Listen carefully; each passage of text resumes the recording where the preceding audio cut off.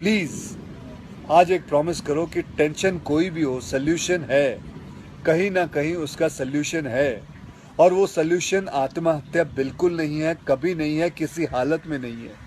देखो, मैं कितना भी ज्ञान दे दूं, सोचना आपको खुद ही है कि आपकी जान आपकी सबसे कीमती चीज है।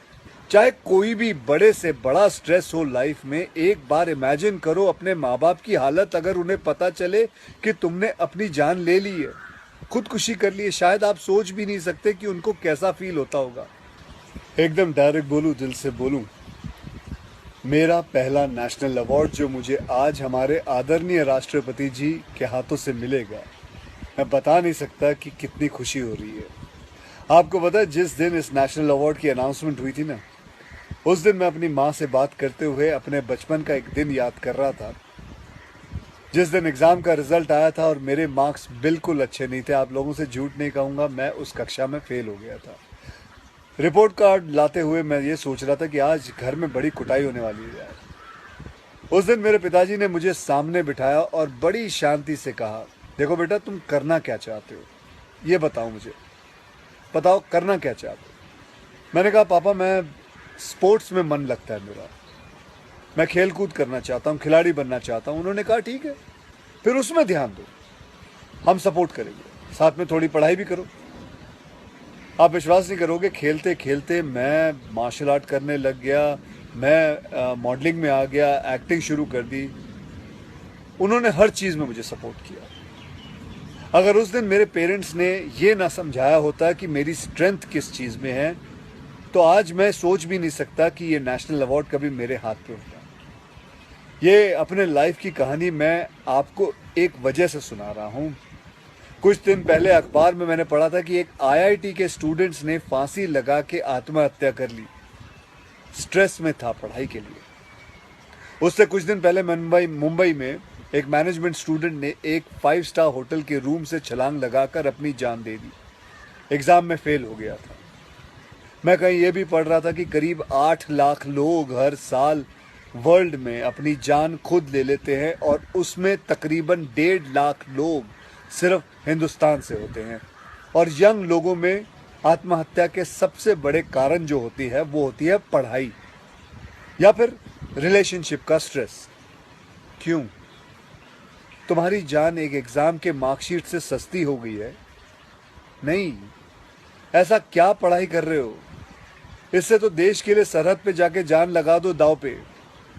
चाहे कोई भी बड़े से बड़ा स्ट्रेस हो लाइफ में, एक बार इमेजिन करो अपने माँ बाप की हालत अगर उन्हें पता चले कि तुमने अपनी जान ले ली है, खुदकुशी कर ली है। शायद आप सोच भी नहीं सकते कि उनको कैसा फील होता होगा। मान लिया कि आपका स्ट्रेस बहुत बड़ा है, पर इतने हल्के में मत लो अपनी लाइफ को यार। आपको पैदा करने वालों को जिंदगी का सबसे बड़ा दुख दे के मत जाओ। और पेरेंट्स से भी यही कहूंगा, यही पूछना चाहूंगा कि कहाँ गए वो ज़माना, कहाँ गया वो ज़माना जब आप लोग अपने बच्चों के साथ डिनर टेबल पे बैठ के बातें किया करते थे, पूछा करते थे कि कैसा चल रहा है, आपके दोस्त कैसे हैं, पढ़ाई कैसी चल रही है। आज आपका बच्चा आपको अपना स्ट्रेस कैसे बताएगा जब आप भी अपने फ़ोन में आंखें गाड़ के बैठे हो और आपका बच्चा भी फेसबुक पे फ्रेंड्स ढूंढ रहा है। ऐसा क्यों होता है कि जब बच्चे को हाथ पांव पे चोट लगती है तो आप फट से डॉक्टर को बुला लेते हो, लेकिन अगर उसे दिमाग में स्ट्रेस हो तो हम बस एक लेक्चर झाड़ देते, कहते थे बेटा नो, थिंक पॉजिटिव बेटा, थिंक पॉजिटिव।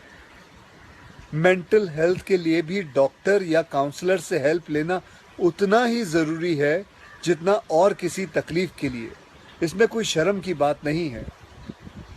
देखो, मैं कितना भी ज्ञान दे दूं, सोचना आपको खुद ही है कि आपकी जान आपकी सबसे कीमती चीज़ है। कोई स्ट्रेस आए ना तो उसको बोल देना बहुत अच्छा है। अपने अंदर घुलना, उसको अंदर रखना, दबा के रखना बिल्कुल नहीं।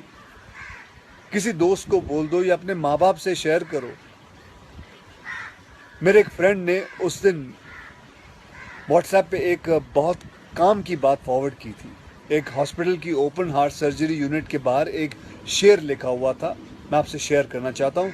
वहाँ लिखा हुआ था कि अगर दिल खोल लेते अपने यारों के साथ तो आज खोलना ना पड़ता औजारों के साथ।